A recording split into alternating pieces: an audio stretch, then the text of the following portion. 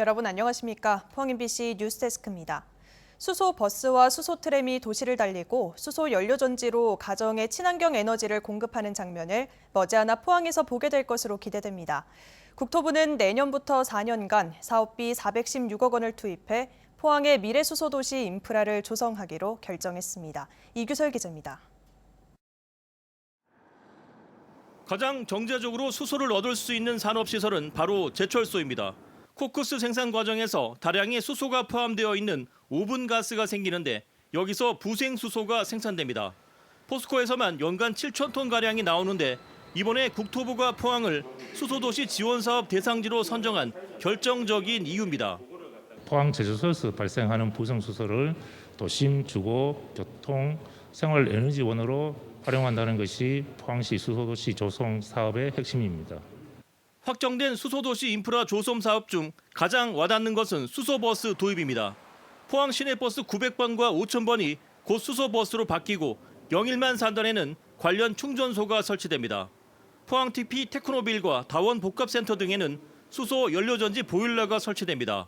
도시가스를 수소로 바꿔 탄소 발생 없이 전력 공급 및 냉난방이 가능해집니다. 포항 제철소에서 동해면 블루밸리 산단까지 수소 배관 15.4km를 설치하고 블루밸리 산단에는 수소 연료전지 특화단지 조성이 추진됩니다. 수소 연료전지 인증센터가 구축되어 있는 포항 테크노파크에선 이를 활용한 핵심 부품 국산화 작업에 속도를 내고 있습니다. 수소 인력 양성 사업하고 수소 연료전지 장비 구축 그리고 검인증 체계 구축을 이미 진행 중에 있으며 그다음에 이런 관련 기업들이 집착할 수 있는 산업단지를 저희가 조성 중에 있습니다. 또 수소 트램을 포항에 도입하기 위해 연구 용역을 진행 중이며 이를 바탕으로 국비 확보에도 나설 예정입니다. 수소 산업이 태풍 피해로 위축되어 있는 포항 경제에 다시 활력을 불어넣을 수 있을 것으로 기대됩니다. MBC 뉴스 이규설입니다. 태풍 흰남노 피해 응급복구율이 99.4%로 응급복구가 마무리 단계에 접어든 가운데 자원봉사에 연인원 8만여 명이 투입된 것으로 집계됐습니다. 해병대 1사단을 비롯해 육군 54단과 특전사, 주한미군 등 군인이 약 4만 명으로 역할이 컸고 공무원 2만 1천여 명, 전국 재해구호협회와 한국외식업중앙회 등 민간단체에서 2만여 명이 재해복구에 힘을 보탰습니다. 포항시는 응급복구는 마무리 단계지만 무너진 건물과 하천 둑 보강 등 항구복구에는 상당한 시간과 비용이 필요하다고 밝혔습니다. 최근 논란이 되고 있는 월성원전 누설 문제와 관련해 경주 시민사회단체가 기자회견을 열고 후속 조치를 촉구했습니다. 오염수가 새어나오고 있는 사용 후 해결료 저장수조 운영을 즉각 중단하고 틈이 생긴 에폭시 방수막에 대해서도 다시 조사하라고 요구했습니다. 장미쁨 기자의 보도입니다. 경주 시민사회단체가 월성원전 사용 후 핵연료 저장수조 운영 중단을 촉구했습니다. 이들은 언론을 통해 공개된 월성원전 누설 실태는 충격적이라며 고준위 핵 폐기물을 저장하는 설비의 상태라고 믿기 어려울 정도라고 지적했습니다. 내부가 이러하니 오염수가 외부로 줄줄 새어나가는 것은 당연한 이치다. 어찌 이렇게까지 방치하였는가? 국민과 경주 시민이 두렵지 않은가? 이들은 기존의 누설 지점을 보수했어도 원안위 민간조사단의 발표처럼 내부 균열을 통해 누수가 발생했기 때문에 내부 누수는 멈추지 않을 것이라고 지적했습니다. 또 관계기관이 한수원의 편에 서서 시민의 안전을 외면하는 일은 없어야 한다고 촉구했습니다. 전날 경주시의회가 한국수력 원자력으로부터 받은 월성원전 누설 보고를 비공개했는데 이는 지자체가 시민의 안전을 저버리는 잘못된 행위라고 비판했습니다.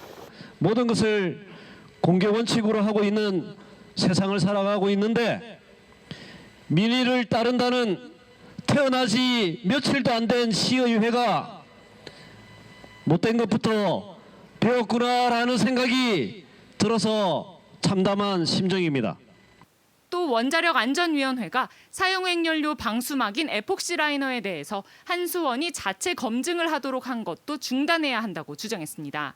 한수원이 관리를 잘못해서 누수랄까 여러 가지 문제가 생겼고요. 이것이 은폐되어 있다가 뒤늦게 이게 폭로가 되어서 밝혀진 사실이거든요. 객관적인 제3기관이 들어가서 시민들과 함께 저는 검증을 해야 된다고 봅니다.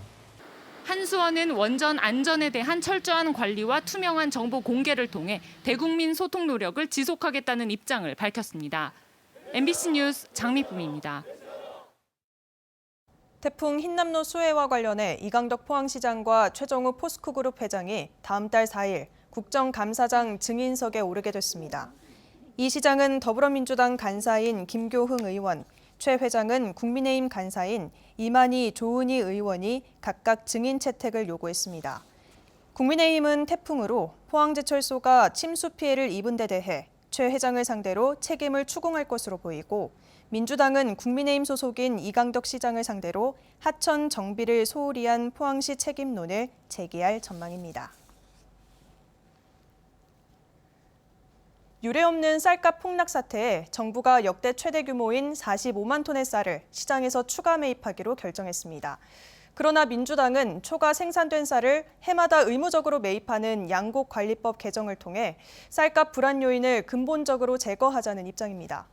가을 정기국회 최대 현안 중 하나인 양곡관리법의 쟁점을 윤소영 기자가 짚어봤습니다.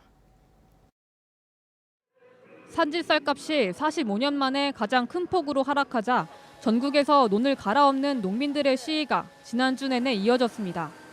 수확을 앞두고 참 이렇게 한다는 게 참 뭐 이것저것 빼고 나면 저한테 이제 떨어지는 돈이 한 100만 원 정도로 보시면 되거든요. 올해는 그 또한 다 없어질 것 같아요. 정부는 지난 주말 긴급 당정청 협의를 통해 올해 신곡과 지난해 구곡을 포함한 쌀 45만 톤을 시장 격리하기로 결정했습니다. 역대 최대 규모입니다. 그러나 정부 여당은 초과 생산되는 쌀을 의무적으로 매입하자는 민주당의 양곡관리법 개정안에는 선을 그었습니다. 쌀값이 특정 가격 이하로 내려가지 않을 거란 시각이 퍼질 경우 쌀 공급 과잉을 오히려 부추기는 꼴이 된다는 겁니다. 당정은 시장 격리를 의무화하는 남는 쌀 의무 매입법인 양곡관리법 개정안이 쌀 공급 과잉을 심화시키고 재정 부담을 가중시키고 미래 농업 발전을 저해하는 등 부작용이 크다는 데 인식을 같이 했습니다. 반면 양곡관리법 개정을 요구하는 야당은 여당의 우려가 지나치다고 지적합니다. 고령인 농업인들의 높은 사망률과 농촌 인구 유출로 인해 벼 재배 면적이 해마다 줄고 있는 상황에서 양곡관리법 개정이 쌀 공급 과잉으로 이어질 거란 우려는 근거가 약하다는 겁니다. 쌀농사 재배 면적은 그 20년 사이에 35만 헥타르가량이 감소했습니다. 우리 농촌 사회가 겪고 있는 저출산, 고령화, 지방 소멸의 위기를 전혀 이해하지 못하는. 하지만 쌀 생산량을 점진적으로 줄여나가야 한다는 데는 여야 모두 이견이 없습니다. 정부는 내년에 논에서 밀이나 콩 등 쌀 대체 작물을 재배하는 농가 직불금 예산으로 720억 원의 예산을 편성했습니다. 반면 야당은 이 예산을 2배 더 늘려 1,500억 원은 투입해야 벼 재배 면적 감소 효과를 거둘 수 있다는 입장입니다. 여야 간 입장차가 팽팽하게 맞서면서 양곡관리법 개정안은 국회 안건조정위원회로 회부됐습니다. 안건조정위에선 최대 90일까지 법안 심사를 하도록 하고 있어서 양곡관리법 개정 여부는 연말이 다 돼서야 윤곽이 드러날 것으로 보입니다. MBC 뉴스 윤소영입니다. 포항시 남구보건소는 어제부터 태풍 흰남노 피해로 중단됐던 보건소 업무를 재개했습니다. 현재 완전히 복구된 상태는 아니지만 보건소 2층 임시진료실과 사무실에서 진료와 민원 업무를 다시 시작했습니다. 보건소 주차장에서는 코로나19 선별검사소도 다시 운영합니다. 제49회 신라문화제가 오는 30일 개막해 다음 달 16일까지 월정교와 시내 일원에서 열립니다.